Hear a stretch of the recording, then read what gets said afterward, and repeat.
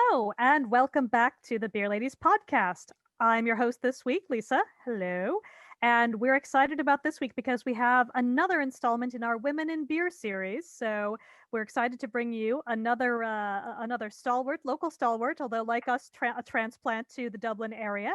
So before I introduce my co-hosts, I will introduce Lynsey. So go ahead and Lynsey, give yourself a little intro. Hi there. My name's Lynsey and I'm the lead cellar brewer at Whiplash Brewery in Dublin. Oh, hooray!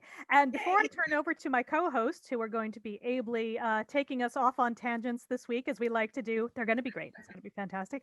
I also want to remind everyone: subscribe. Get us wherever you get all your podcasts. We'll keep doing this until you guys subscribe everywhere. But I also want to say hello to Sarah and to Hilary. So over to the two of you. Hi. Hello.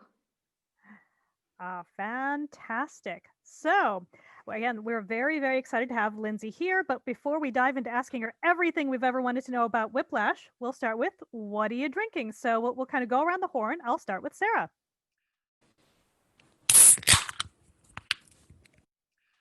I actually, would you believe, have a can of Whiplash in front of me. It's the Heart of Chambers Coffee and Oatmeal Double Porter in collaboration. Is that 3FE? That's a coffee? Yeah, that's a coffee company here in Dublin. Can I just say I love Whiplash art? Like, Oh, it's so good. We'll talk about it too, definitely. if these were on posters, I would buy them. They're so cool. But I have this ready to go. But what about you, Hilary? I bought a bunch of cans of Whiplash. I am not drinking it yet because I was getting a start on writing my paper and I thought I would have this beer finish and I don't. But I am currently drinking Dash Away by Troubled Brewing. Oh, It's I had that their last night. cherry chocolate stout. I'm not a big stout fan, I will say, but this is an easy one to drink. True But I enough. will be getting a Whiplash can on the beer break. Fantastic. And Lynsey, guest of honor, what have you got? So I am also drinking Whiplash, believe it or not. And I'm drinking Jupiter's, which is one of our new specials. So it's a 5.1 IPA and it's got lots of Citra, Galaxy, Sultana, really nice base malts, Maris Otter, wheat malt, oat malt, and carapils. So lovely Yes. body, very, very beautiful beer. Yeah. Oh, brilliant. And I've got Northern Lights myself, at least to start off with. I always tell people this is the best school night beer because you can have a couple and still be very, very, very functional. Micro IPA, let's see, sorry, what is it? You probably know off the top of your head, 2.8% though. 2.8, So, yeah. perfect. Lots and lots of mosaic Oh. hops in there, and it really shows like a lot of mosaic. It's got such a beautiful really character, does. that beer. Oh, beautiful beer. Just so flavorful. You would never guess it's 2.8%. Just so good. I know people maybe outside Ireland don't have access to it necessarily, but so good. Highly recommend if you guys ever make it over here in the after times when we can travel again. So. Yeah. The after times, I like that. Oh, there you go. But with that said, first of all, again, thank you so much, Lynsey, for coming on. Tell us a bit about Whiplash and your role there. And I'd be curious if there is a typical day or if it's always just, you never know what you're walking into. It's kind of a bit of both. We do have like kind of typical tasks that we do every day, obviously, but every day is different, and it's a lot of fun. So I've been working for Whiplash since the beginning of March, so just coming up 10 months, and basically just came in as a cellar brewer originally, and now I'm the lead cellar brewer. So basically anything that comes out of the hot side of the brewery comes into the cellar. I look after it, maintain it, dry hop it, just kind of make sure that it's ready to go, and then get it transferred through to the bright beer tanks, and then it's good for packaging. So I've been in the beer industry for coming up 5 years now, actually. Oh dear. Time flies.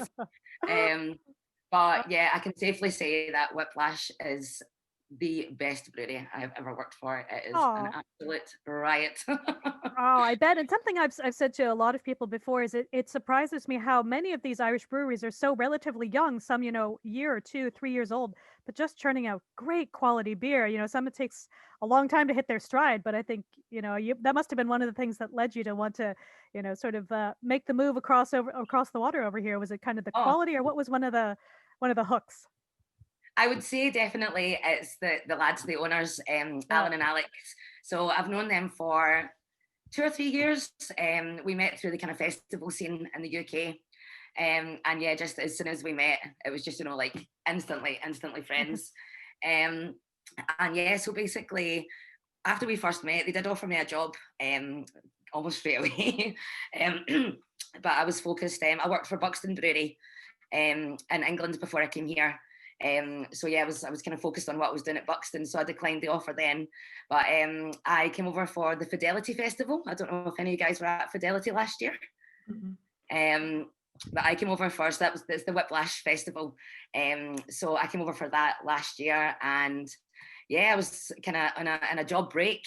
I was kind of moving away from England, and basically when I said to Alan that I was leaving England, he said, "So would you move to Ireland?" And I said, "Well, yeah." And he was like, "Well, you're coming to work for us then."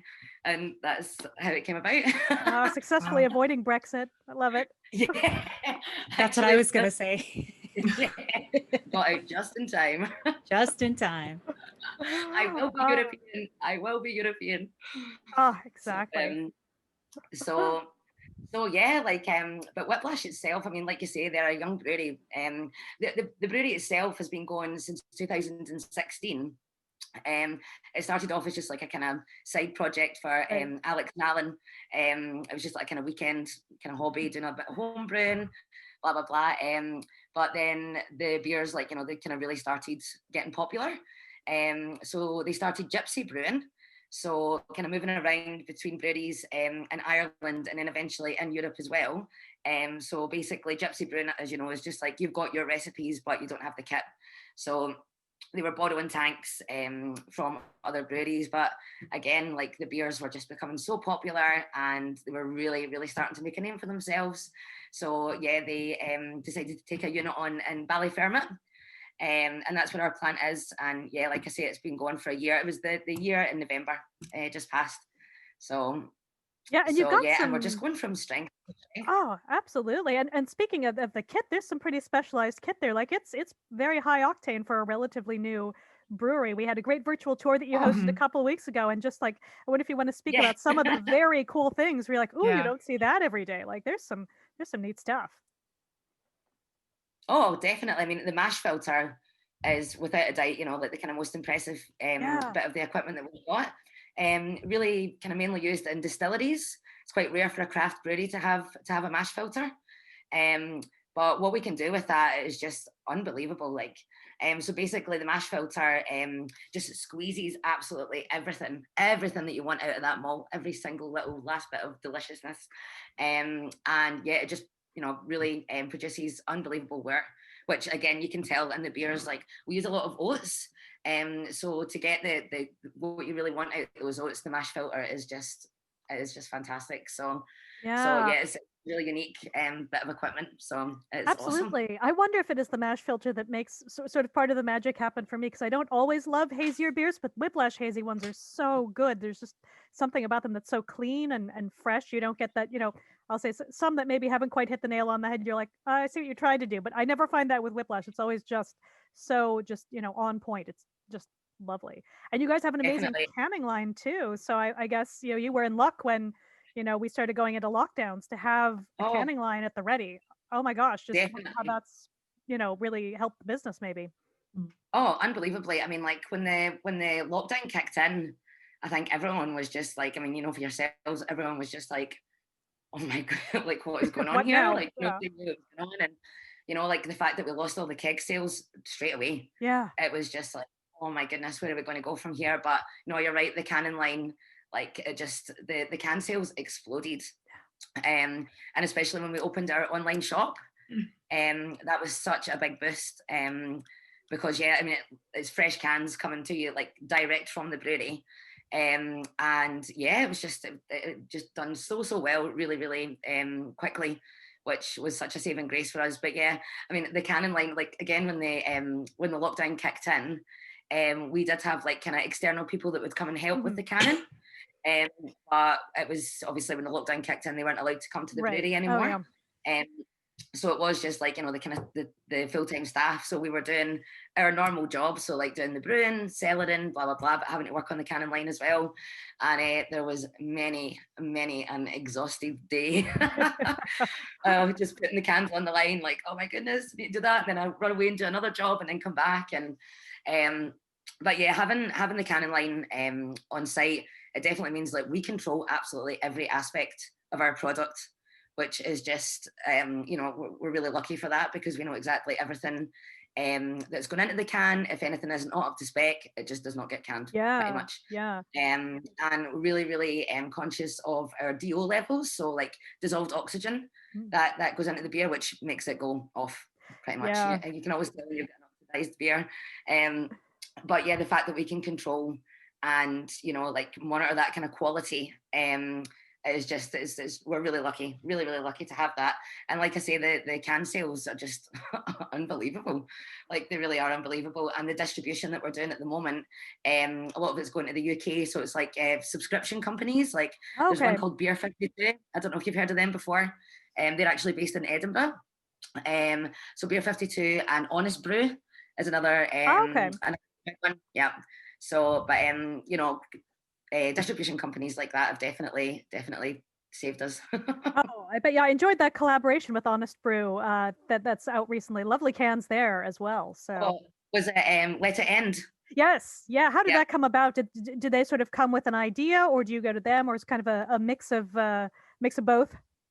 It was kind of a mix of both. We actually done 2 beers for them. The original one that we done, it was called Honest Promise. Okay. It was a really beautiful pale ale. But I think Honest Brew had kind of said, well, you know, we want another one. And they were doing it in their Advent subscription boxes. So yeah, Let It End. Again, it was Alex who came up with the recipe. But when we decided to put the flavourings in it, like the adjuncts, we went with maple syrup and French toast. Which doesn't always work. You guys have to know what you're doing. So That's exactly it. And yeah, it worked out really well. It is incredibly sweet. Very, very, very sweet. I can only handle a little drop at a time. It's maybe a wee bit too sweet for me. But no, I mean, that with a chocolate dessert. Right. Oh my goodness. It is just absolutely so delightful. So delightful. So yeah, so that's kind of how that came about with Honest Brew. So yeah, very cool. I think Sarah, you were asking some questions about the cans and the art. Might be a good segue to dive into that a little bit. I know we didn't sort of prep too much about that in advance, but would love to hear, like, do you guys have any input, or does I think it's Sophie just go off and do the amazing artwork, or Pretty much, yeah. Sophie's so talented. Like she truly is. She's just like, she's got such a creative mind. So yeah, so basically we tell her the name of the beer, and then she'll come up with it. I mean, the Jupiter's one, I absolutely adore this. Oh, so I love that.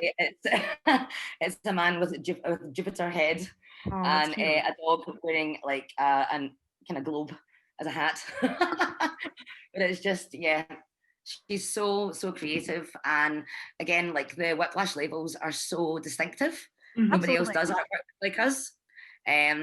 Really, I mean, it's clearly it's not simple, but it's very it's not too fussy, it's not too in your face. It's eye-catching. Just really well. That's it, yeah, definitely. Yeah, even our branding in general. Like, I mean, like, you know, obviously just like our kind of Whiplash sign, it's subtle, but very, very effective.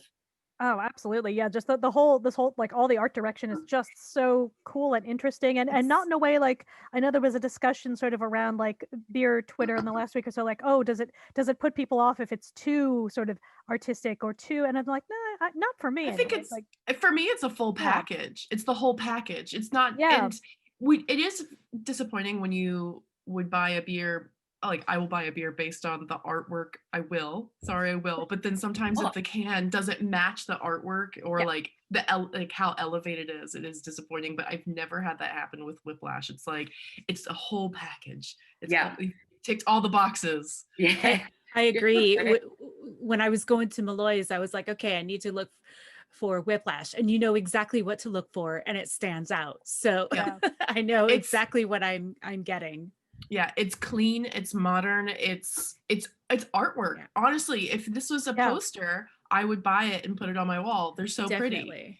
Oh, absolutely. Yeah. So another idea. So yeah, I would love to see all kinds of like merch, everything. I will take 5% of all Yes. sales. Thank you. Posters, like you could do Instant cool sale. stuff. Like scarves. There would be amazing stuff that you could do. Would Mhm. totally buy 100%. Oh, definitely. I mean, like the merch side of things as well. That's what I was really kind of starting to get the ball rolling with it. As you can see, we've started doing beanies. Oh, I love the This is beanie. the- Oh, Yeah. this is the cute. newest one. So hopefully they'll be available on the web shop pretty soon. The first batch that came in, you know what it's like when merch comes, everyone's like, "I want that." So they Oh, I disappeared bet. pretty fast. Yeah, yeah, and I Yeah. feel like that is the one thing. Like Ireland is still kind of a little behind on the merch side of things when it comes to sort of brewery merch. Like a lot will have only men's shirts, or the kind of thing, or just That drives me crazy. yeah, and you're like, guys, come on. But I Yeah, wonder, like, especially being so small. Like, like I'm only 5 foot, and Right. you go to get these t-shirts, and it's like, oh, man's medium or like XL. So the amount of pajama tops that I've got that are brewery t-shirts, you would not believe. Oh, that's funny, and actually maybe a good segue too. I wonder what you found different so far now that you've been, here in Ireland almost a year versus how the brewing industry is in the UK, and sort of what's similar, what's different, or what are things you're like, oh my gosh, I'm so glad we do this way, or just what are the sort of similarities and differences? To be fair, I would say like the one massive difference that I've noticed is the lack of cask. Yeah, Mm. which makes us all of Ireland's us sad. really- Yeah. Yeah. Yeah. It's got so much potential for cask ale to be so popular. But it's just not a thing, and I miss cask a lot. Yeah, same. Like same. there's nothing better, than watching a pint being pulled from the hand pull and just having that lovely, smooth, natural carb, just like, just a really classic pint of ale. Oh, yeah. So that's definitely one thing that's the biggest difference, I would say, in terms of, like kind of what you can get offered in bars in Ireland. But to be fair, I would say like a lot of it is the same. Unfortunately, I've not really had the chance to experience, like the kind of proper pub culture here. Sure. And or even just going to visit other breweries. Like that was Mhm. definitely something that I really loved doing in the UK, especially when I was in England, because I was like basically in Buxton. You're right in the middle of England, like it is right smack bang in the middle in the Peak District, but you're so close to like Leeds, Manchester, Oh yeah. Sheffield. You're super close to all these like kind of beer meccas in England. So I really miss just like brewery hopping pretty much. Just going around and again, like the craft beer industry, especially in the UK, and kind of coming over here as well, it's such a small industry. Like it was such a really, really small community, and like everybody knows everybody, again through the festival circuit, which is something that has been sorely missed this year. Oh, Very, absolutely. very, very missed. Because it's like you're kind of social, like you always meet the same people, and yeah, it's just always such a laugh. So we are like a really, really small community. So I would definitely say like I kind of miss that aspect of just kind of knowing other brewers here. Yeah. I've not really had the experience to actually see people. I know Dot Brewery. Do you Yeah. guys know Dot? Yeah. So Shane Kelly is probably the only the only kind of other brewer that I've kind of met properly. So and actually the Dot Brewery is like 5 minutes away from my house. Oh, which is right. really cool. So so yeah. But I would say in terms of like styles of beer, it's pretty much the same. Like I've not noticed any like huge differences. Apart from the cask thing, I would say. Yeah. Definitely Yeah. that's the one. So but again, like I say, it's just like our industry is just full of so many amazing people. And yeah, I kind of miss getting to see everybody. I know. Hopefully we're seeing the upside, or will be in full. So but yeah, we would all love to be out in the world, but baby steps. We'll get there. That's And I do hope too. I do hope cask is going to catch on a little more, because there are a couple individual places you could go again in the before times, and I know in the after times have plans, like the Underdog will have their Cask Friday, and I know the fellas at Four Provinces were putting in sort of one tap handle at their pub, but had to wait, obviously, because nothing's happening right now. Yeah. But I hope that as we get more and more out there, people just realize, oh, this is good. And I Yeah. feel like the only other places are like at a Weatherspoons, and like I don't want to go to a Weatherspoons. So No. No. I know I have such mixed feelings about Weatherspoons, because like they have cask and I love cask, but also I know that the owner is kind of a jerk. So Yeah. I don't know if we want to take that out, Sarah, or leave it in. That was such a modest way to say it as well, Hilary. That was such a modest way to say it. Yes. Exactly. Yeah, I don't know if you saw that the Dublin by Pub guys were selling Weatherspoons out of Ireland t-shirts. Just so it was an interesting one. But well, I would buy that t-shirt. Sometimes though, like the Weatherspoons, this might get cut, don't worry. I was gonna say it's Weatherspoons, it's got its pros and cons, but sometimes it's the only option you have. sometimes you're at the airport. Yes. I mean, And it's cheap. It's so cheap. That's it as well. Like you can't beat the kind of €2 or the £2 pint that they offer sometimes.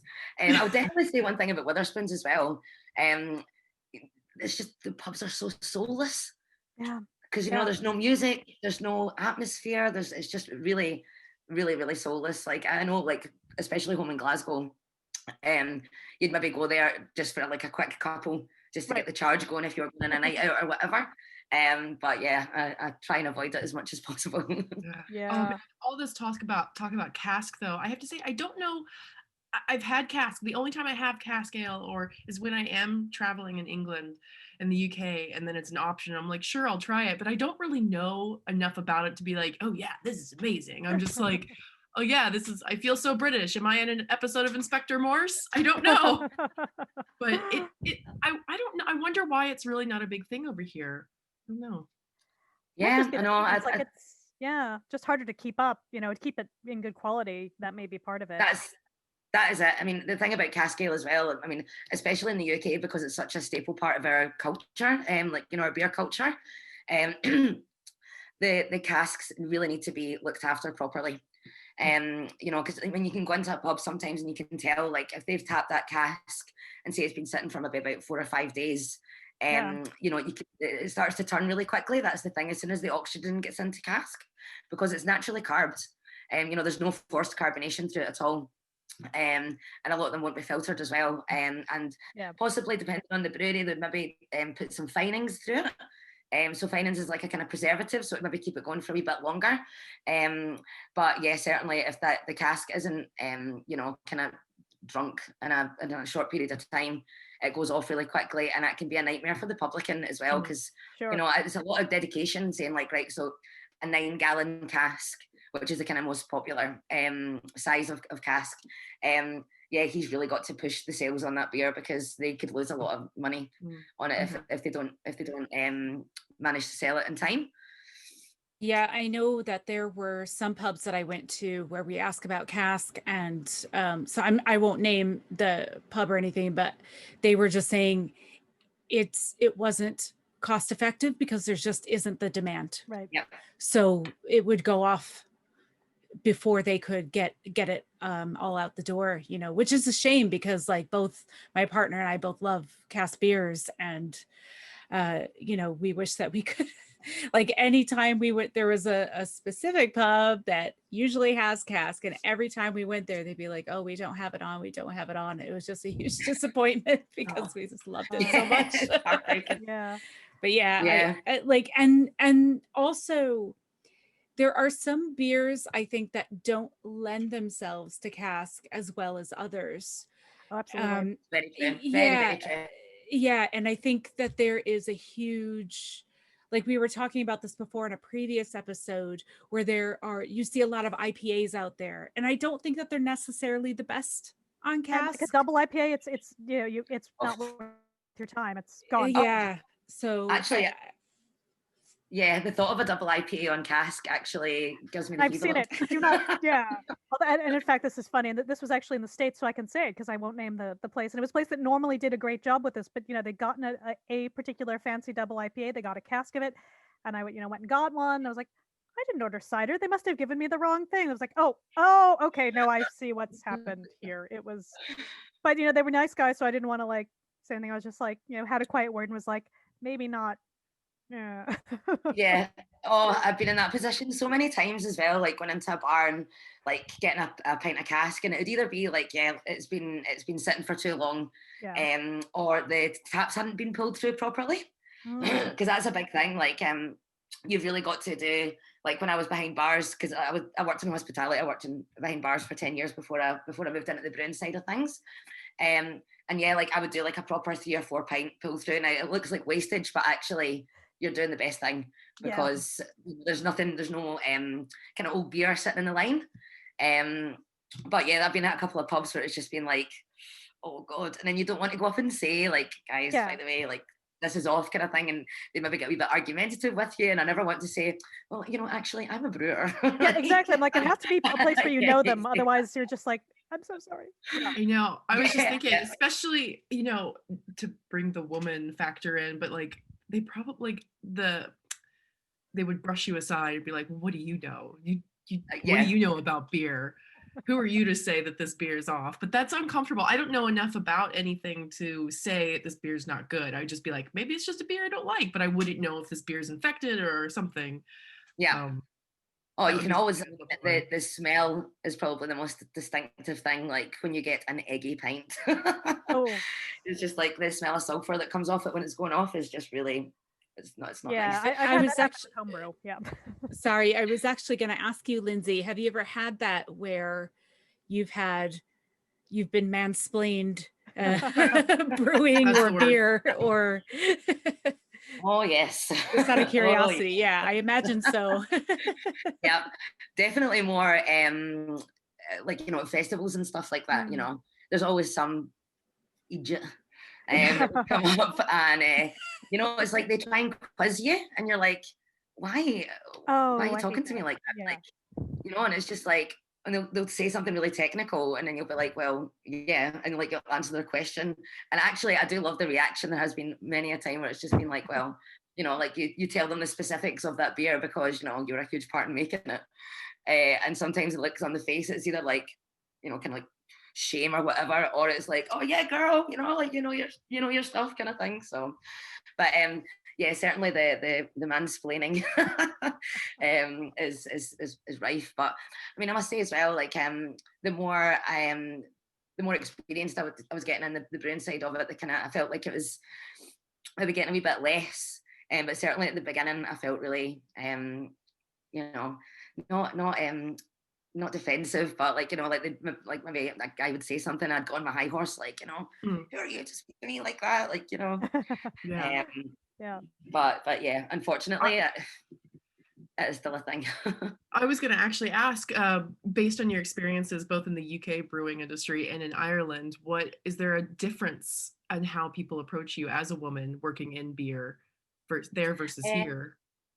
Again, in Ireland, I've not really had much experience out with Whiplash to really kind of comment here, but certainly in the UK, I would say that it's it's kind of hard to explain, but like as a female brewer, it's either, like I said, it's either like you get really kudos, like oh my god, that's amazing, or you still get some people that are just like you can't do that job. So, but like I say, I've not been able to experience anything in Ireland, but certainly in the UK, as time was going on, like I don't know, you kind of like, I always forget, not forget that I'm a female brewer, if you know what I mean, but like you just kind of get to the point where this is my career, this is my job, right. So you I kind of forget sometimes that there is a wee bit of a kind of male hostility towards females in the brewing industry. Because really it is just the most myopic thing ever. Yeah, and especially because you're not like waking up in the morning like, yeah, you're not like, today I will be a female brewer. Like, you're not.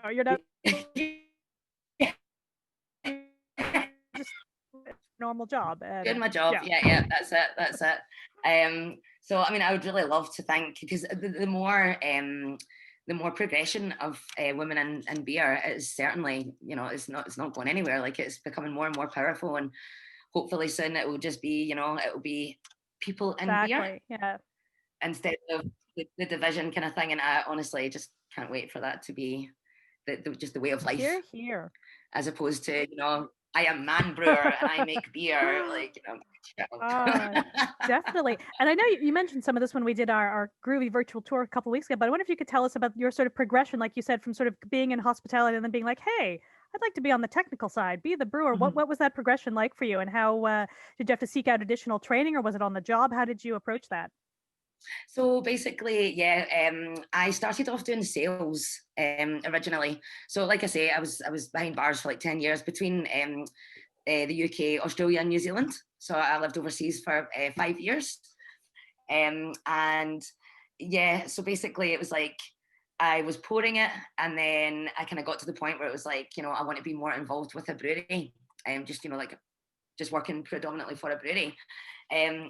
So I started off in sales, which I hated. It was just, I mean, I loved the fact that I was working with beer full time. That was the only passion that I had. I just wanted to do that. So when I got the sales job, I worked for a brewery in Scotland called Fine Ales. I don't know if you've heard of Fine Ales before. Yummy stuff. FYI, yes, good stuff. Yeah, and they're a predominantly cask brewery as well, so that's how my kind of love of cask as well. Like, that was my original love. So sales was just kind of starting to kill my buzz. So basically, just kind of traveling about. The thing I really didn't like about it as well, it's an incredibly lonely job. I was used to having a team around me, and kind of bouncing off other people's energy, and I was just terrible at closing sales. Like, when somebody was saying no to me, I was like, okay, have a good day, see you later. There was no kind of pushiness, and I could feel myself starting to get a bit frustrated with it. So I basically approached the brewery owner and just said, look, I really want to become more. I want to learn how to make the beer. Like, I've poured it, I've sold it, now I want to make it. That was the kind of way that it went. But unfortunately at the time, there wasn't really kind of space for me in the brewery at that point. I was just trying to get my foot in anyway, so I'd applied for the cask washing position. But it was just one of those things that was like, the brewery owner was a bit like, he felt that I was too small and that I wasn't physically strong enough to do it. So I mean, I could understand, because you're messing with 18-gallon casks and everything as well, but I was very, very annoyed. I bet. And it was like, just to get the chance kind of thing. So I think the more I was told no, the more determined I was getting. It was like, this is the job that I want to do, and I won't be told no. Like this, I am going to do this job. And I did. Absolutely. So it's definitely like the kind of determination and the passion that I had for it as well. It was like, so basically it was all on the job. Pretty much, like, I didn't have any like brewing training, or I'd done like some small courses, especially on tasting and stuff, when I was doing sales, but no, I didn't have any actual like brewing qualifications or anything like that. I was just a determined wee lassie. I just wanted to be part of the production team, and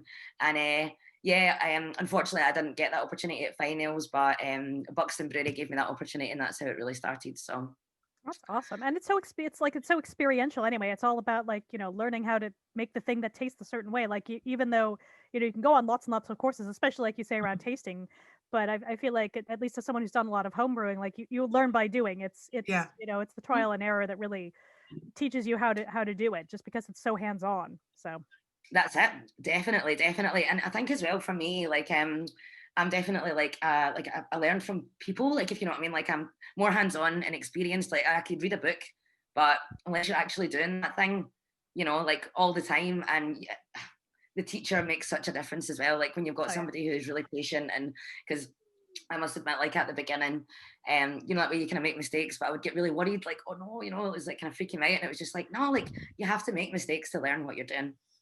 So like I definitely buzz more off of people, as opposed to like kind of like proper kind of like reading and stuff. Like, obviously I do read books, but yeah, the hands-on side of it definitely it was just the best thing for me. And yeah, I just like doing the same thing every single day, and it just sticks 100%. And yeah, so that's kind of how I got my way of doing it. That's awesome. And just curious about the team at Whiplash too. So I know you're the head cellar brewer there, head cellar brewer or Right. cellar. Yeah. So Lead how Cellar many? Brewer is my There, title. lead cellar brewer. Perfect. I like it when you have a job title that makes sense. Mine doesn't make sense at the moment, but it's all good. How many people are on the brewing side of things right now there? And it sounds like, there's still obviously like much more growth to come, but Definitely. So at the moment, the whole team for Whiplash is 10 people. And there's 4 in the brew team. So we work on shifts. Okay. Yeah. So there's a brewer and a cellar brewer on each shift. So we work in pairs. So there's 4 in the brew team, and then we've got packaging, marketing, and quality control. So, but altogether we're a team of 10. It's amazing. 10 people to be turning out all this amazing beer and just getting that's a lot. So you guys should just be so proud of yourselves, especially we're all doing this in a pandemic. So I know, especially like this is your the 1 year anniversary of Whiplash, and it's in the middle of a global freaking pandemic. You guys have done amazing. It's just like, if you've done this well in a pandemic, sky's the limit, really. Yeah, that is totally it. I 100% agree. Yeah, it's just, I mean, it's so sad. Like, I mean, especially when the lockdown kicked in, and I was seeing posts from breweries at home, and they were just really, really struggling. And it broke my heart, because it was a lot of friends, it was people that and really, really good, well-established breweries, and they just lost everything so quickly. So quickly. It was just like one day it was fine, the next day it was not. So no, I definitely thank our lucky stars. Actually, the co-founder, Alan Wolf, he's in charge of sales, and he just knocked it out of the park. Oh, amazing stuff. Yeah. Secured so many good deals for us to see us through the pandemic. And yeah, he's a superstar. Every team needs a couple of superstars, but yeah, you've clearly got them just across the board. That's fantastic. We're a full team of superstars, which is so unbelievable. The team, like, we are like a little family. Like, I definitely don't think I could have coped with what we've went through this year if it hadn't been for the lads. I think I would have maybe just had to retreat home, because I was so unbelievably homesick at the beginning. It's that way. It's like when you're told you can't go home. Yeah. And it was just like, all I want to do is go home. But no, the support from the lads, and like I say, yeah, we're just a big happy family, and we all look after each other, and yeah, so that's amazing. It's Did really anything else? Oh, it's amazing. Oh, sorry. Did anything else change in your role with the pandemic, or were you just like, wow, we doubled down, or were you sort of like, well, it's kind of business as usual but weird, or? Yeah, I would say like it was kind of a bit of a both. See, because you were kind of doing it at the time, it's only when I look back on it that I realised how much work we were actually doing. Yeah. Like I was saying before, like hopping on the Canon line, you had to be able to do every job. So I'd say definitely my role as becoming like the kind of lead brewer evolved from that, because it was just like, the graft and the hours that we were putting in, it just really made me like, I feel like it made me a stronger employee, a stronger brewer, because it was just like you were faced with a lot of very, very hard tasks kind of thing, and so yeah, I would say like the kind of main kind of difference would have been definitely when we were having to do like the canon work as well, but as the kind of restrictions have lifted, and we've brought in another kind of full-time packaging employee, that kind of frittered away, but it just means that I could concentrate 100% on my job.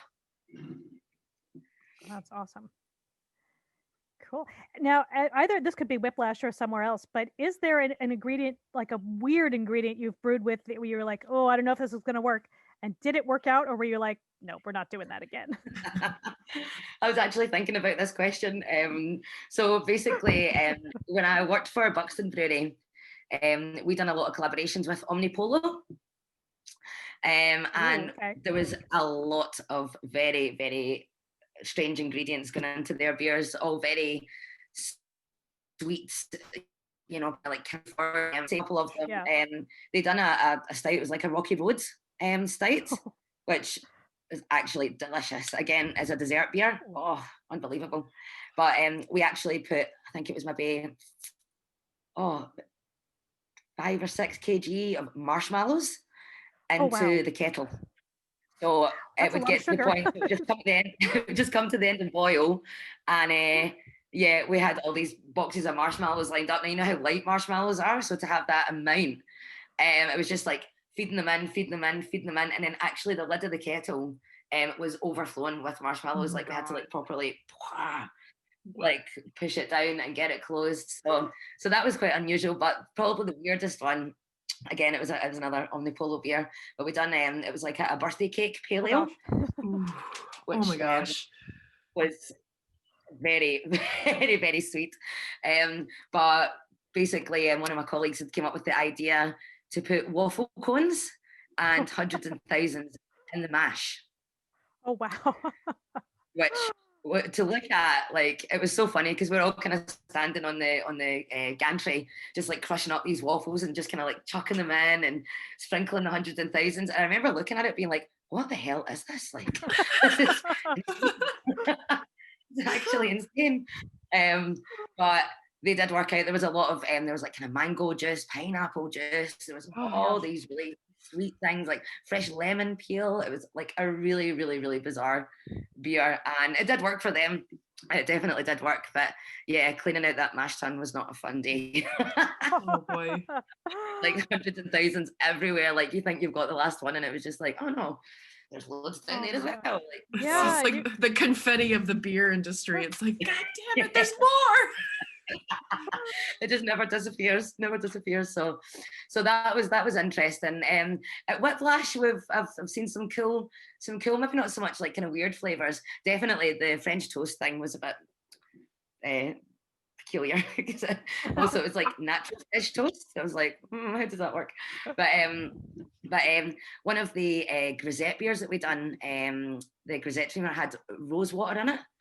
I have that one in the fridge. I do too. Yes. It is delicious. I love that beer. At first, I was like, I'm not really sure how I feel about that.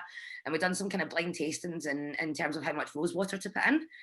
And it was like that way. If that was too overpowering, it becomes like Turkish delight. Right. Yeah. That kind of That's too flavor. much. Yeah. So if it was too much, it definitely would have been overpowering. But it balanced out so well, and actually it became like one of my favorite beers at the time. When we released a kind of Belgian range a few months ago, and yeah, the Grisette Traminer, I was just like, oh my god, I can't get enough of this beer. And it was such small batch as well. That was only a pilot size that we'd done, so it was only 8.5 hectoliters. So like when it was gone, it was gone. It wasn't like, I love it when it's the big 40s because it just like, cans for days. But that one it was super rare, and yeah, I loved it. Again, the artwork on it as well, because it was like the rose water, so it was like a kind of wine bottle, this really kind of cool kind of rose esque kind of thing on the outside of it. So yeah, it suited the beer. The label suited the beer very much. So again, back to Sophie's amazing creative mind. So yeah, probably say that was not peculiar, but just really interesting, like super interesting, and that worked out so well. I have a question actually, for just a general, like for brewers, and how do you come up with the concept for a beer, what you want it to taste like? How do you brainstorm those flavors and what you want that end product to be? Or is the idea that you have for a beer that you start out with, does it, like, it must change along the way, but do you know what I'm trying to say? Like, how do you create those beers in your brain and bring them to reality? I think as well, probably like kind of past inspirations, possibly. You kind of remember something that you'd maybe had in a beer from another brewery, or Alex does the majority of our recipes, and he was an amazing home brewer. That's how Whiplash kind of started with his home brewing. So I think he takes a lot of inspiration from the beers that he's done before. And actually his mind for recipes is pretty out there. There is some things like, you can maybe look at a recipe, or you maybe just know that it's not going to work, or there needs to be some tweaks in terms of like, you know, maybe the malt bill was too much, or maybe that malt wouldn't work there. And again, it's just all like kind of trying to balance out those flavors and like any sort of like sweetness, bitterness, anything like that. So yeah, I think just the more that you're working with beer, and again, like the more inspiration you get from other breweries, other countries, is really a kind of big part of it as well. Just thinking to yourself, and I mean that's the great thing about the small kit that we've got at Whiplash and the small tanks that we've got, because we can do experimental beers. Like if it was something like super wacky, you know, you could just go for it. If it works, amazing, and then we'd maybe do it on a bigger scale. And if it doesn't work, oh well. Yeah, kind of thing. you're not investing all that in like your ingredients and like losing your tank space for months, you know, potentially. Yeah. Yeah. So I mean, the fact that we've got so much room to kind of play with that is amazing. And really, I think as well, like in terms of the team, like we would all sit down and maybe be like, oh, you know, I like this, I like that, and then, you know, hopefully, you know, the kind of ideas kind of all come together to produce these fantastic beers. Oh, that sounds amazing. I think this is a perfect spot to say we'll take a beer break and we will come back and we will be refreshed with new beers. So listeners, we'll see you on the other side. Hey, this is Bean, and you're listening to the Beer Ladies podcast.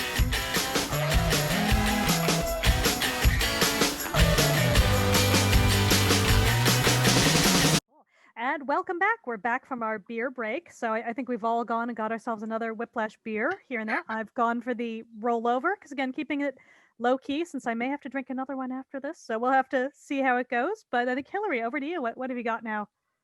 I'm on the Bone Machine, another one with fantastic artwork. By the way, this one is a 6.2% IPA, pale malt, oat malt, wheat malt, brew one. Oh, something I can't pronounce in Cascade. So the one of the Yeah. ones? EKUANOT. Equinaut. Yes, Equinaut. Okay, lovely. Yeah, I had a taste of it. It's very nice, very citrusy, actually, as you say, well balanced. I don't taste much bitterness to it at all. I was surprised. Very nice one. Yeah. Yeah, it's delicious. It's definitely one of my faves. Definitely. I grabbed a can since we just talked about it, and I was very curious. I got the Grisette Traminer, and that is really pretty. Again, Beautiful love art, the yeah. artwork. Beautiful. But I just tasted it because it's orange zest and rose flower and like rose water. Normally I find rose water, like if it's too overpowering, it's very grandma-y, like bathwatery kind of. I just had a sip. This is delicious. I really like this. And this is coming from someone who's not a big fan of rose things, but this is really, really good. And I think that color, like, it's just a really nice color. It's so lovely and light. And yeah, like I was saying before, like the balance of the rose water, there's nothing overpowering about it at all. It's fantastic. Not overpowering whatsoever. I really like this. Oh, I'm so glad. Awesome. So I am following Sarah's suit, and I'm on the Old Heart of Chambers. Oh, beautiful. So beautiful double porter with some lovely coffee from Dublin-based 3FE.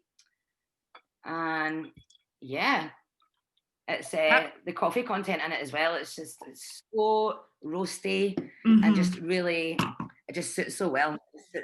And like the smell of it as well. It's just, it's so delightful. It's definitely a winter beer.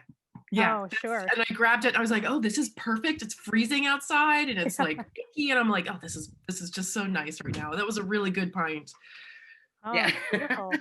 And actually kind of a perfect beer. I know you talked a little bit about this before, but to sort of dig into it a little further, curious if there's a brewery you would really love to do a collaboration brew with, or maybe not a brewery, maybe like 3FA, something that's just totally outside the industry that would just be another cool collaboration partner you've not had the chance to work with yet. What's the kind of dream there? I would love to do a collaboration with a Scottish brewery. Nice. I don't know. There's a Glasgow-based brewery called Overtone. I don't know if you've heard of them or had any of their beers. Unfortunately, they don't ship outside of the UK at the moment. But I've been following them since they started, and actually I feel like they're a bit of a kind of Glaswegian equivalent to Whiplash Oh, interesting. in terms of quality, styles. The kind of beers that they're putting out are very alike to us. So I would love to do a collaboration with them. Another one I would love to do is on the other side of the world, but the Garage Project in New Zealand. Ah, okay. Yeah. Again, they are putting out some amazing beers. So yeah, like I say, I lived in New Zealand for a long time, and I was lucky enough to go back last year for my best friend over there. She was getting married, so I went back over for the wedding. I was the maid of honor, and it was just unbelievable. But the way that the New Zealand craft beer scene has exploded since I was there, like I left there in 2013. Okay. And then going back, I was just absolutely blown away with the quality of the beers, and obviously because they produce such unbelievably amazing hops. Sure. Nelson Sauvin being one of the kind of in my top 5 favorite hops of all time, but the terroir, like what they've got in New Zealand, where it's like that kind of mixture of like a lot of tropical heat, but a lot of like really good rain, and the hops over there are just unbelievable. So yeah, so I'd like to do a collaboration with them. Actually, I was talking to Alan about this kind of question, and he had said that one company or like one brand that he would love to do a collaboration with is Capri Sun. Oh my gosh. Oh my gosh, that's hilarious. Okay. How good would it be if it was like the packaging was like the little pouch? Yeah. And you got the little straw and you can burst it open. So, but yeah, that's it's very silly, but it's, Oh my it's gosh, very cool. that's funny. I would buy that. I love Capri Sun. When I was a kid, I used to put them in the freezer and wait till they get kind of like slushy, like cut off the top, and then eat it like a frozen drink. It was so good. Oh my gosh, that's amazing. That's, can you imagine too being able to like take that to the park, not have to like hide your bag of cans, but like have something super portable like that, Oh yeah. Like it's just a Capri Sun, officer. Exactly. Oh my gosh, that's funny. Although it puts me in mind too. I've had some just amazing beers in Hawaii, because they also get beers from New Zealand in Hawaii, and then they get like best of like all possible worlds. And you're like, why can't everyone have this variety? Oh my god. Oh, It's just I know. Like to be able to get them so readily available would just be so fantastic. But then again, I suppose like with the freshness of the IPAs and everything, like I mean in the UK, like there's the NZ Collective distribution company, so they bring a lot of beers over, but again, they're not always guaranteed to be super fresh, which is a shame. Yeah, back in the day, I used to like always get the MOA beers, because for a while it was the only one I guess you could get in the States from New Zealand, and sometimes it would be great, and other times not so much for the same beer, and you're like, it's not their fault. I had the same experience with Tuatara. I don't know if you've had any Tuatara beers. So that was actually like when I kind of started getting into the brewing side of things. There's an amazing bottle shop in Glasgow called Valhalla's Goat. Ooh, and they got like the first time I seen Tuatara, because they're packaging like the bottles, it's like lizard skin. Oh, so they've got really unique bottles. And I remember I saw it and I was just like, oh my goodness. And again, it was a Nelson Sauvin single hop pale ale. And the first time I got it, I was blown away. Like it was such an amazing beer. And then the second time I got it, it wasn't as amazing. But they also do a fantastic tiramisu stout. Oh, interesting. And I mean, the one thing I love about stouts, I mean, I love stouts full stop anyway. But the fact that, you've not got that kind of worry of the freshness, like hops fade fast, there's not really any hops in it. So it's just, it's good all year round. That's actually been my sort of my sort of strategy for going to places as they're just reopening here in Dublin. I'm like, well, I'll just have the stout, because that's going to be fine no matter what. Like, I'm sure most of the places I would go anyway, I do a good job of cleaning their tap lines and everything else, but at the same time, I'm like, nothing's going to be wrong with the stout, so just go with that. It's going to be fine. I've certainly been some places where the IPA was not as fresh as it could have been, but we've been locked down. No one's at fault here. So That's exactly it. And yeah, even when you do get that pint, you're like, oh, it's maybe not so fresh. You're still going to drink it anyway. Exactly. You're like, Yeah. this was a pint that was, somebody handed to me. I'm not in my house. Yeah. I'm somewhere else. Somebody served me.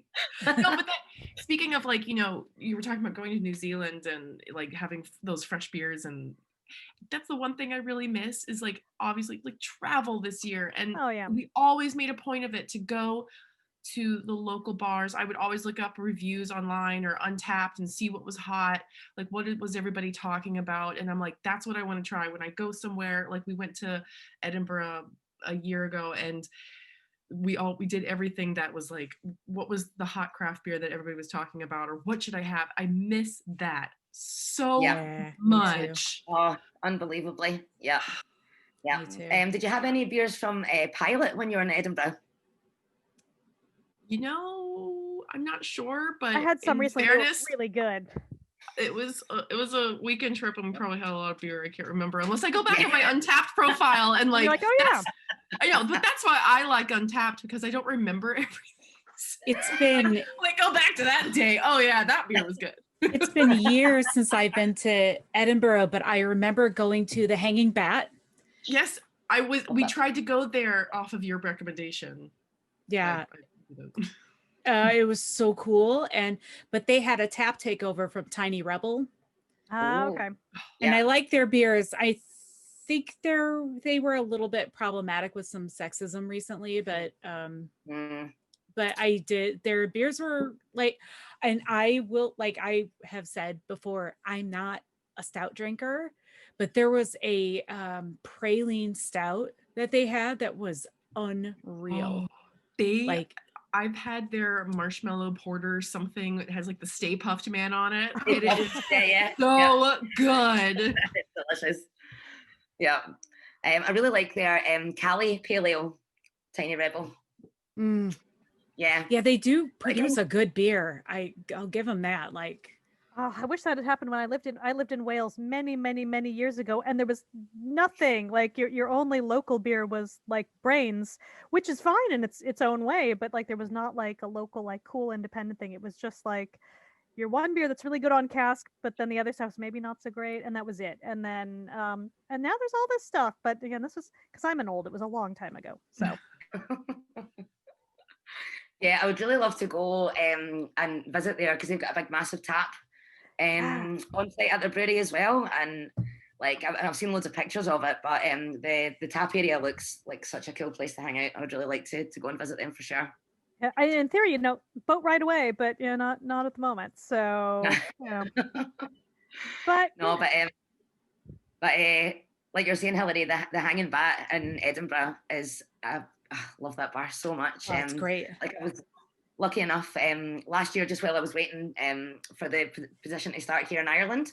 One of my friends, she's the main organizer of the Edinburgh International Book Festival. Oh wow! So I got the opportunity to go and work and actually like build the site and like be part of the site team with her, which was an unbelievable experience.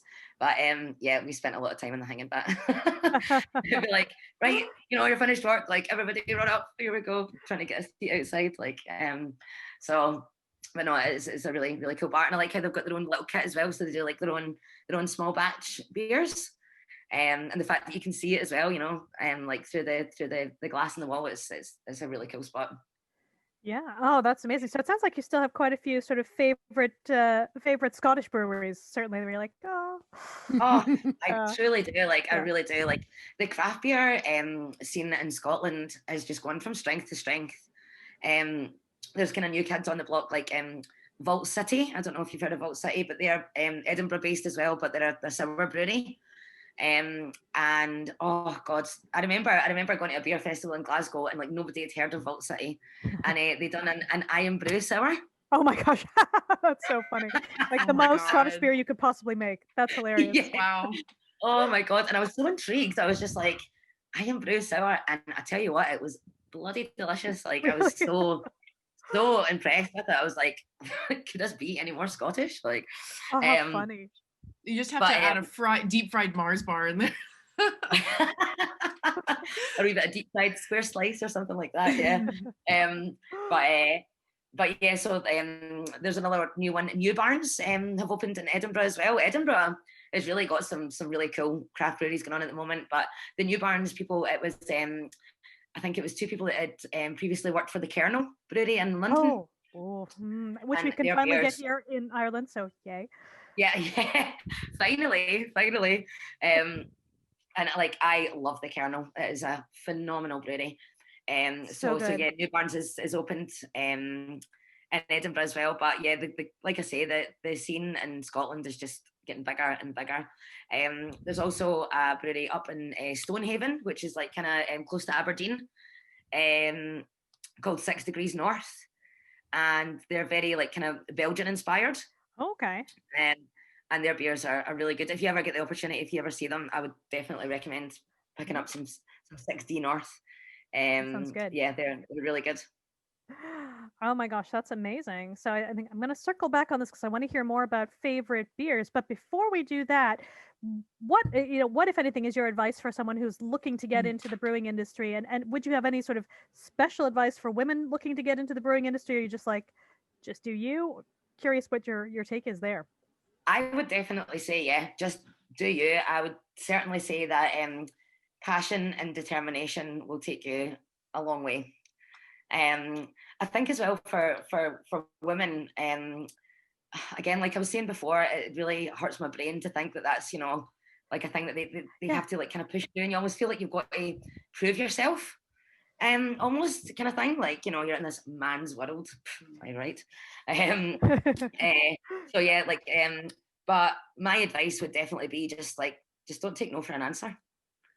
If you love something so much and you care about it and you've got the passion for it, it definitely shows through. Like, there's no doubt about it. Like, the way that I kind of got myself here to where I am now is just by complete and utter, like, this is what I want to do and I'm going to do it. So that's awesome. Yeah, you could go for a million interviews, you could do like loads of trials, and again, that's what I done trials at a few breweries before I actually got the job at Buxton. But yeah, it was just like the determination. If you know that how much you love doing something, then yeah, like just power through. There's a phrase I heard somebody say a couple months ago that's always stuck in my head now, like, applying for jobs or doing whatever. It's go and get your no. Just go and get your no. You don't know until you try. Go and get your no. And I thought that was a really good way of approaching it, and it sounds exactly like that. You just have to go out there and be determined. That's it. That is totally. I actually really like that saying. I like that a lot.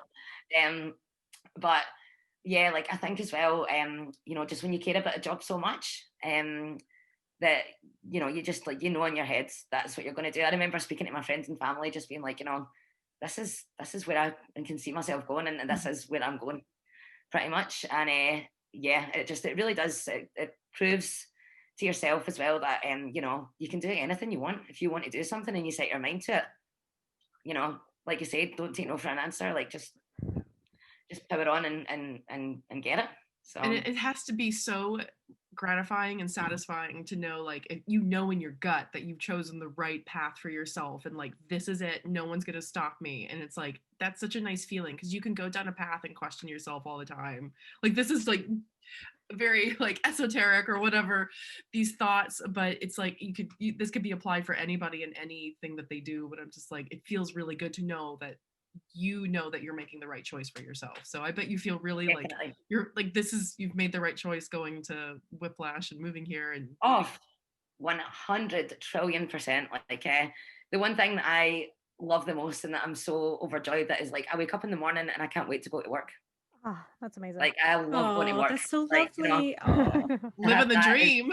Yeah, Seriously, that's so nice. It's it's been a long time since I felt that, and I want to feel that again. But yeah, that's amazing.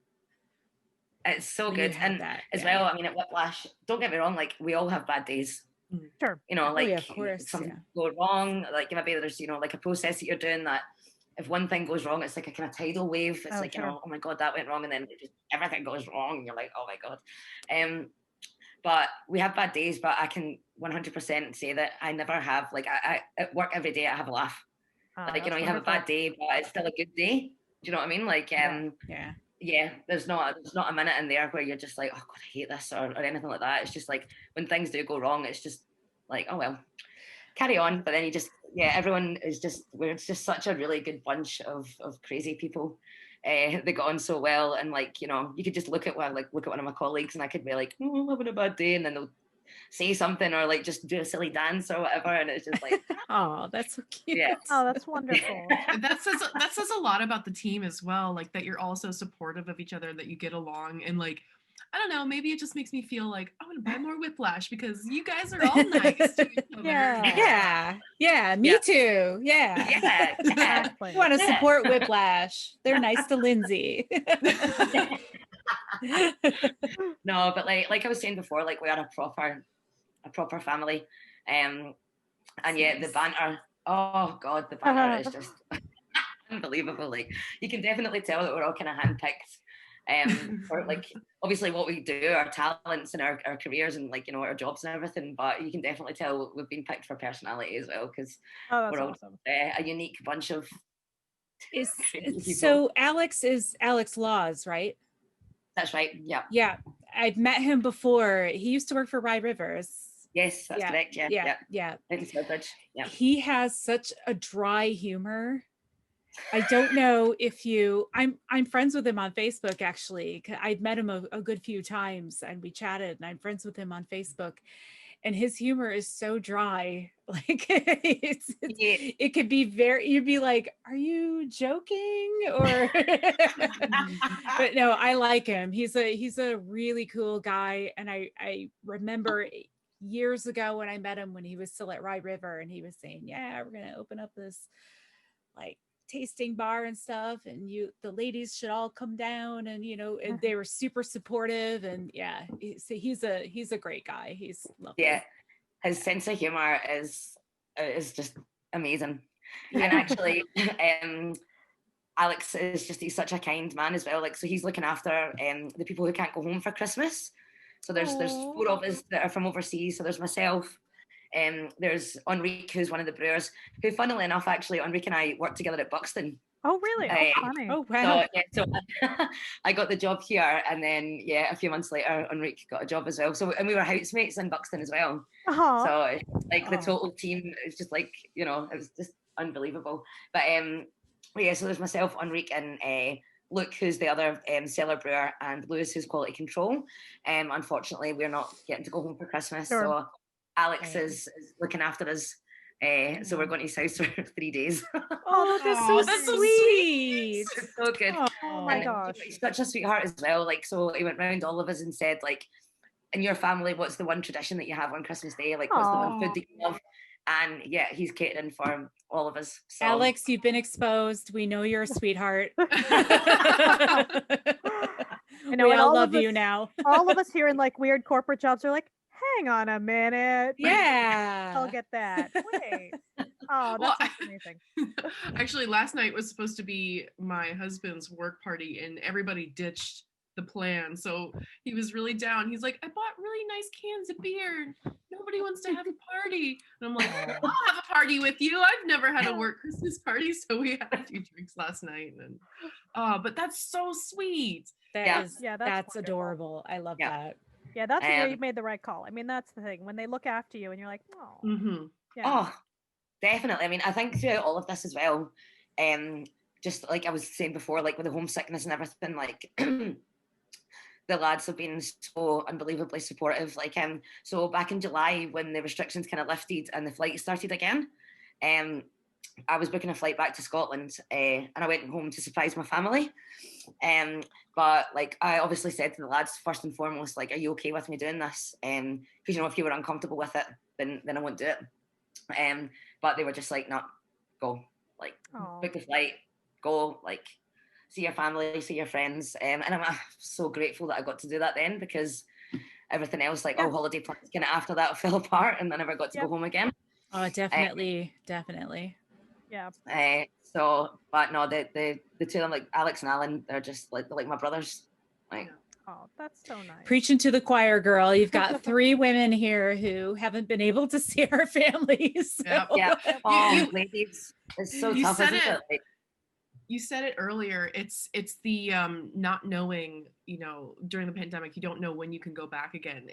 That's what is actually driving people crazy. It's like when there's no deadline, you don't know what you're looking forward to, and it drags on and on and on. You have no idea when the end is coming. That's what drives you nuts. It's not that I'm actually doing this. If I knew that there was an end in sight, it wouldn't be so bad because you could count down. But not knowing, that drives you nuts. Totally. The Oh, but that's so cool. uncertainty.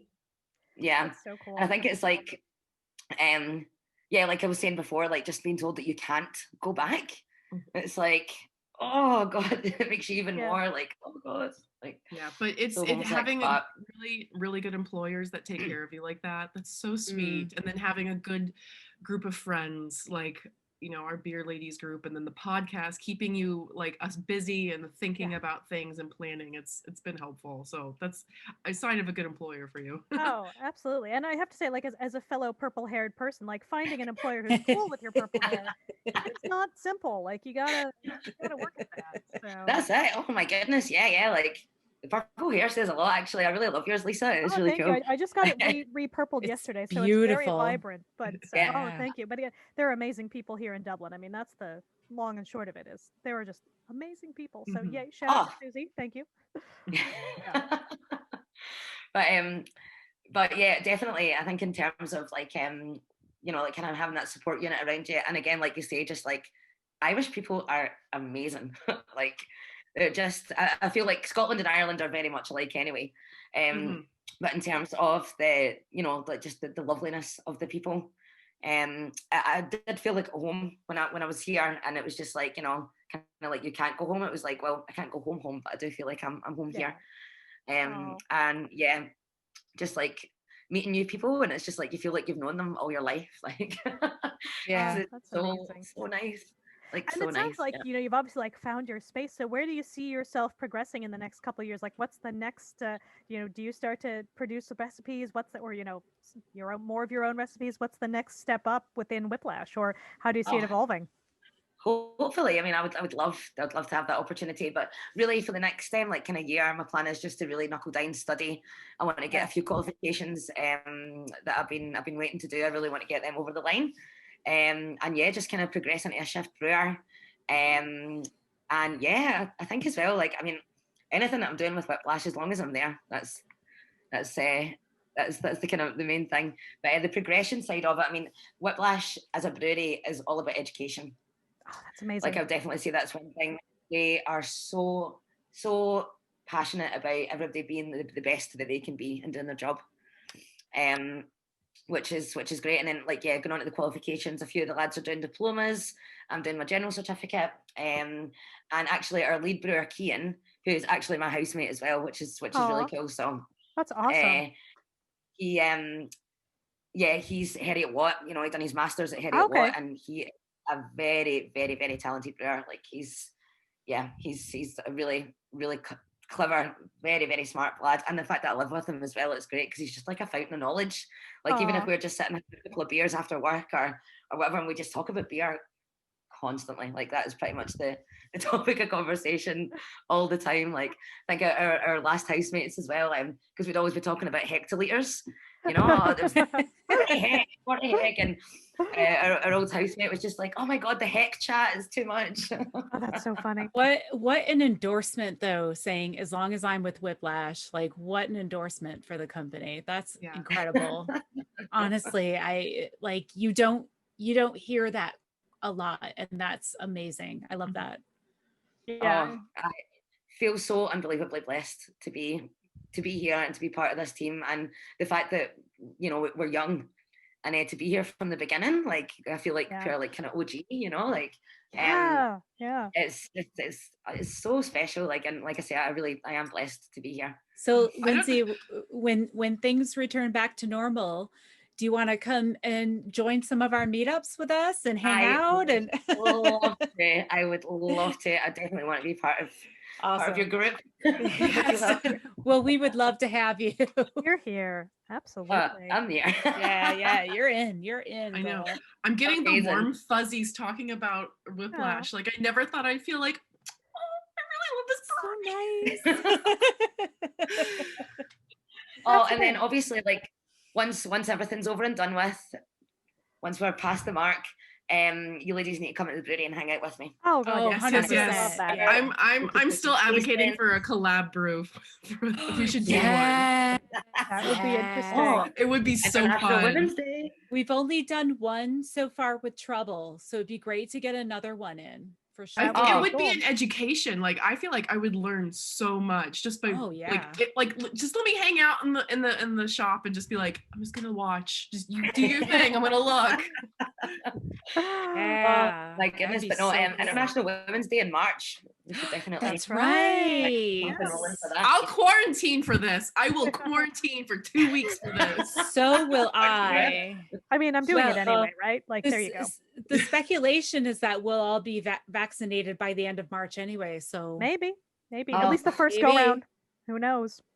we might. Fingers we might. crossed. Fingers, toes, legs, arms, Oh. everything. See, this is the other Everything benefit. crossed. The other benefit of living in a small country is we have relatively small population to, That's work true. through. So That's true. I mean, yeah, if you think on the whole island, it's what, 6 million? that's not terrible. 4 million in the Republic, 6 million on if you include the North. Like Some of them are that's- starting right away. So Yeah, exactly. Yeah, that's right. They're part of Great Britain. They'll be doing their own thing. So Yeah. Same with Scotland as well for now. for now, yes. But no, you're so right. Like the fact that we're a small country, then it gives us hope that it's not going to be too Yeah. long that we're waiting. Yeah, absolutely. So I know we're sort of coming toward the end, but before we let you go, first of all, looking to get your favorite current Whiplash beer and your favorite beer by someone else. And then I think you have some stuff to tell us after that, but we'll start with those. So I'd say my favorite Whiplash beer at the moment, it's actually one, it's called Hot Pursuit. And it's a beer that we've done specifically for Beer 52. Unfortunately, I don't think it's going to be readily available without going through Beer 52, but oh my goodness, it is just so delightful. Like, is it 4? I think it's 4.1. It's 4 something. And oh my goodness, it's just so light and fresh, so much like citra flavor coming through it, and it's just like it's smashable. That's the words that I like to use. I love it. And Heart of Chambers as well, obviously, is delicious. Have you heard of the stout Fatal Deviation? Oh, yes. I had a Fatal Deviation a couple weeks ago, and that was gorgeous. Yes. Oh my goodness! Like as a kind of winter warmer, I mean it's 10%, so it's not one that you're not gonna drink it fast or have a lot of it. But just as a winter warmer, like I had one when I was putting up my Christmas tree the other day, like just kind of a wee sipper kind of thing. It was one of the things I had watching the toy show, so I was like not placed by the end.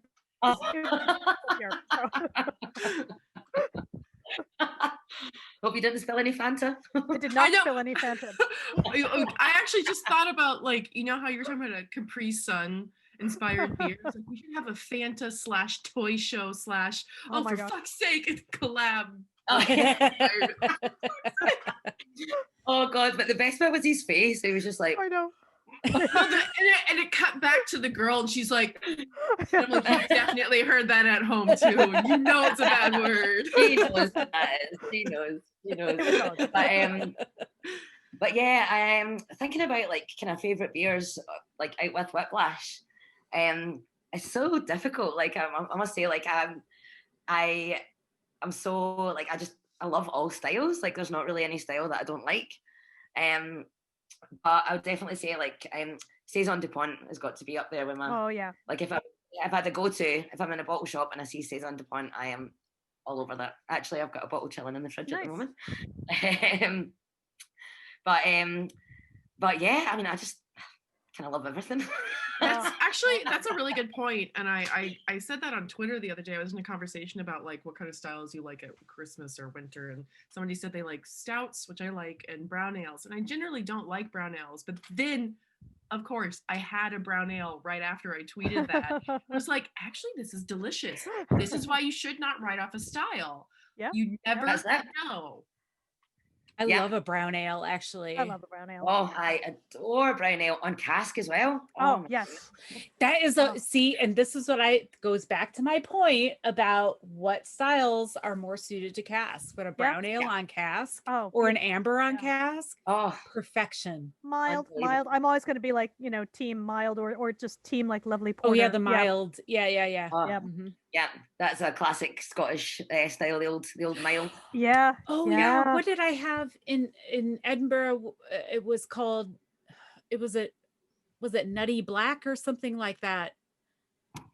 Nutty. It was something. It was on cask, and it was and I think it was called something like Nutty Black, and I was like, well, that pretty much describes the beer because it was like a nutty, but it was so nice. Kelly would be able to say because she was with me. I was with her.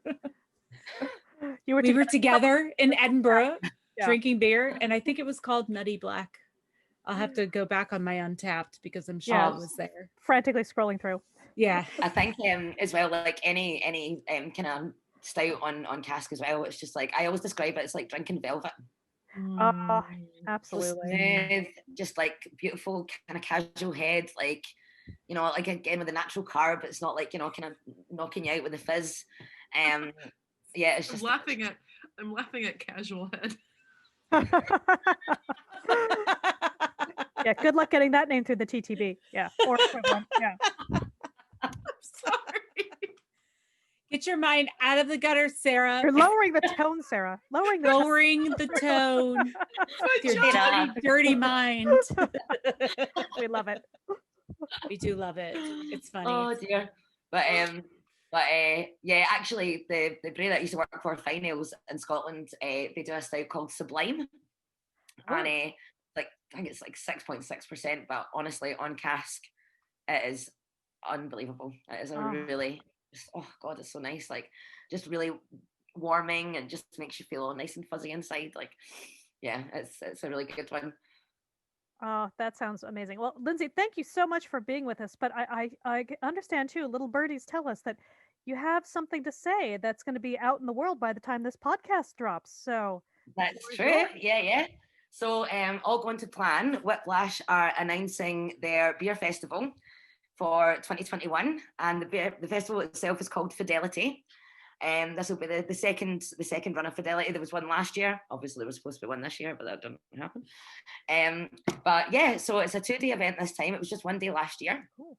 It's going to be a 2-day event this year, and it's going to be in the Mansion House in Dublin city centre. The tickets go on sale on Monday, which is tomorrow, the 7th of December, I believe, and they are going to be $62.50, but you pay for the ticket and that is it. Once you're in there, everything is covered in the ticket, and the amount of breweries that that will be attending, the creme de la creme from around the world, not even just Ireland and the UK, but we are talking international here. Last year, the guys that came over from America, it was just like unbelievable. Like Other Half were like the big kind of one of the big sensations, and the other one was I don't know, do you know Garage Brewery in Barcelona? Yeah. Yes. I always see their cans around. Yeah. They brewed up a storm, but this crew, they're just so unbelievable.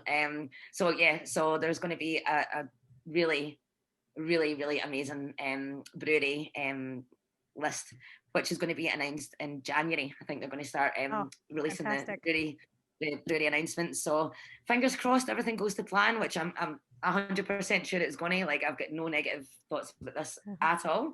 Good vibes only. Yes. Good vibes only. Totally. That's the one, Lise.